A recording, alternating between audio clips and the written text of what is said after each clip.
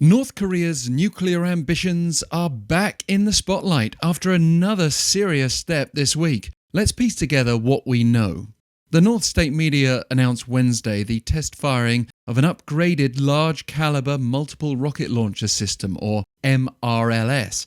Overseen by leader Kim Jong-un and his daughter, the test was described by Kim himself as being of great significance in improving the effectiveness of the North's strategic deterrent. This is a thinly veiled reference to strengthening its nuclear capabilities.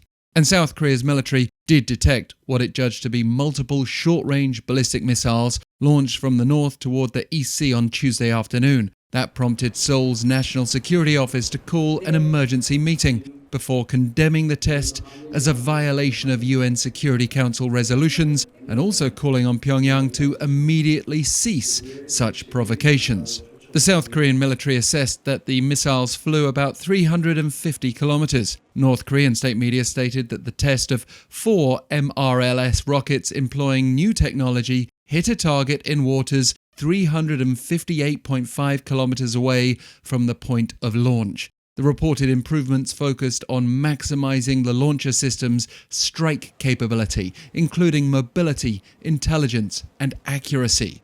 Kim also described the weapon's self-steered, precisely guided flight system as a major feature. Despite global sanctions, Kim referred to the uninterrupted evolution of North Korea's defense technology. He claimed this development is aimed at raising the North's deterrent against a nuclear war, but there will be growing concerns that Pyongyang is doing so in defiance of the international community for what that's worth, given geopolitical issues elsewhere. The North's last ballistic missile test was earlier this month, as South Korean President Lee Jae-myung was preparing to depart for China for summit talks with President Xi Jinping.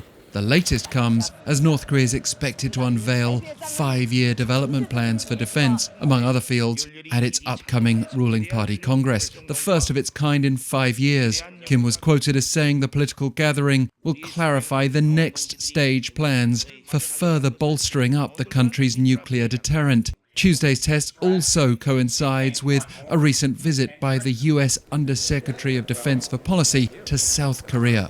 Even so, Washington's 2026 National Defense Strategy, released last week, places primary responsibility for defense in the hands of its allies. The US is ready to offer critical but more limited support. And while North Korea marches on, it's not clear what the outside world can or is willing to do about it.